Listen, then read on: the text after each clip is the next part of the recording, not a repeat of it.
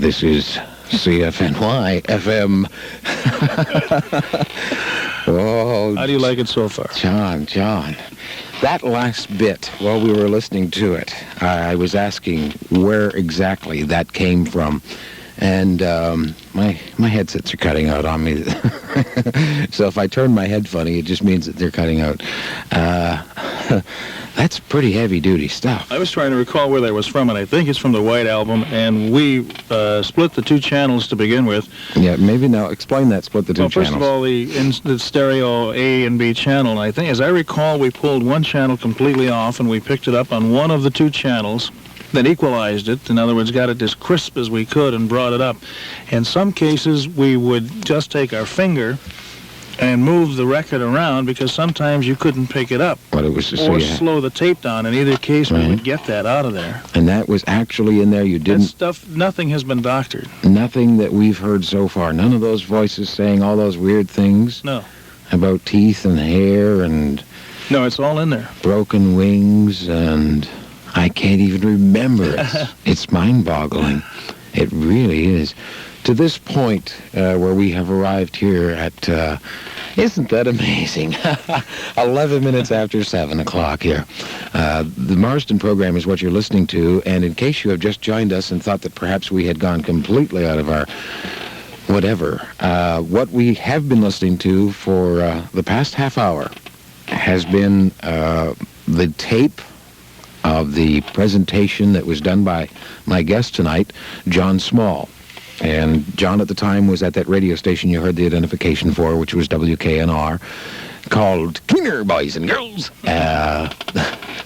in Detroit, Michigan. And, of course, as we have already talked, those who have been with us here since 6 o'clock, John is the gentleman who has put all of this together, along with the help of two of his friends.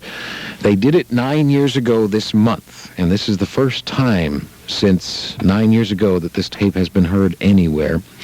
And it is the tape that literally ignited the entire world with rumors of Paul McCartney's death.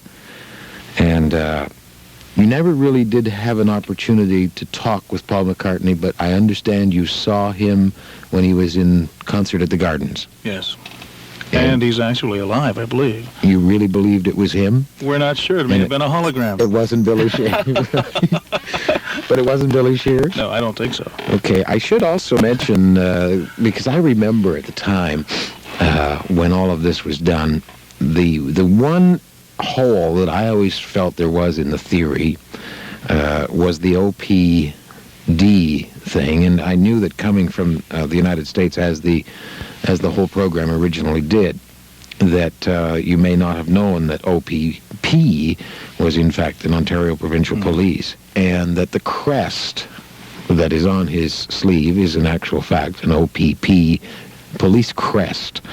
And I spoke to you this afternoon about that, and we got out the Sgt. Pepper album, you and I, together. Yes, yeah. And suddenly I realized that, in fact, the last P on the crest looks as though it has been doctored. Yes. It doesn't look like a crease in the clothing, as my eye had originally thought. And it does look... You actually did know what an OPP was 9 years ago. It was... we had that inclination because, of course, having broadcast that program in Detroit, our signal went almost to London. London, Ontario. Ontario. Yeah.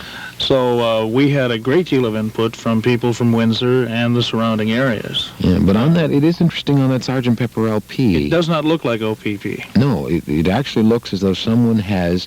if you folks know anything about photography and what can be done with airbrushes and other assorted things like that, it's phenomenal what you can do with a photograph. For sure. And it looks as though the last P in OPP has been doctored, doesn't it? Yes. Well, strange, okay. Though, isn't it? Because you think one thing and you see and you look, and then you sort of play games with your own mind after having listened and or looked at all that product. Yeah, there is so much information in there. We've been listening for 30 minutes, and it's phenomenal. Either the consequence of it all, or indeed the satanic thinking that was going on within a group of 4 Beatles who we would have never suspected. I could never possibly think that all that is coincidental, even now. We'll have a couple of commercials, and then we'll return to continue with the tape and also a special interview with John Lennon. Now on this night, CFNY FM is where you are. This is the Marsden program tonight with my guest John Small, and what we're going to do here, this is all so heavy on the head. It really is. I mean, there comes a point, I had forgotten, because I remember 9 years ago what a phenomenal thing that was. It's also, I think, important, John, to note that a lot of the people who are listening tonight may have been 7 years old. That's the amazing part today. When all of this took place, or 9 years old or something, and may have not been aware of it. And if you are one of those, this may have opened a whole new thing with your Beatle albums. You'll be able to investigate further. Because it's kind of a whole new world if you haven't thought about it before.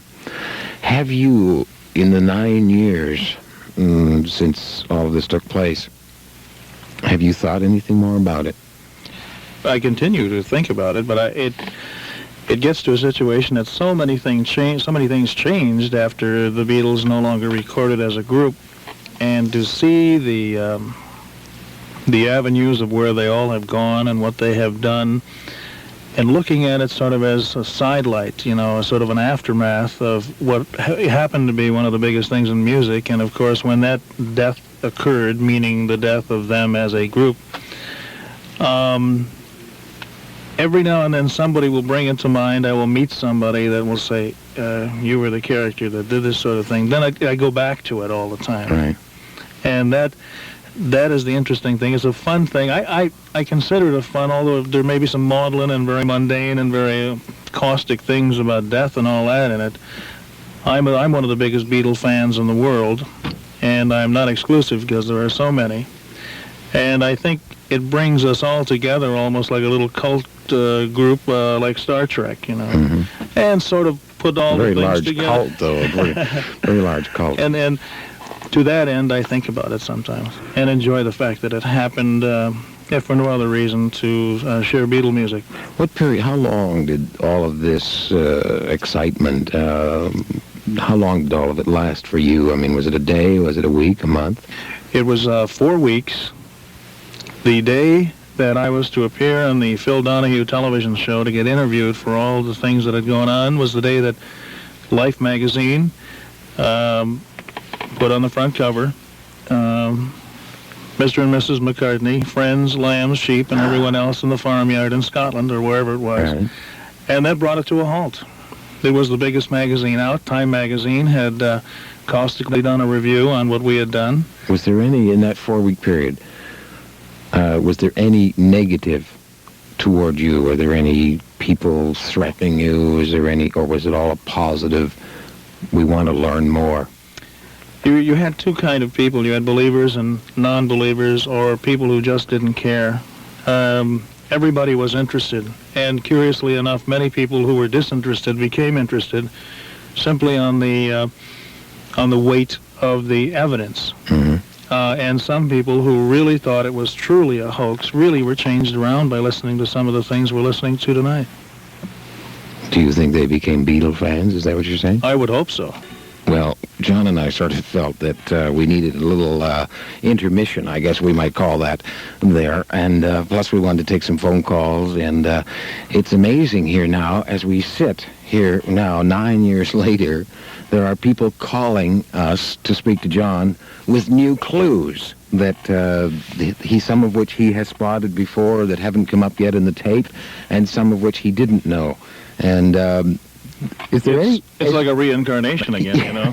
True. Actually, at the end of this program, we're going to roll it backwards and see if John if Small Dave is dead. Marsden is dead. I think we should do that. I hope not. I love life too much, man. I really do. Anyway, John, we're going to return to the tape now, and you really, at this point, you can't remember, can you, where we're headed? No, we were reviewing some of this before, but I can't remember what comes up next, because We put this particular program together with almost at least 35 to 40 hours worth of interviews and tapes. You spent a lot of days and weeks then working at it.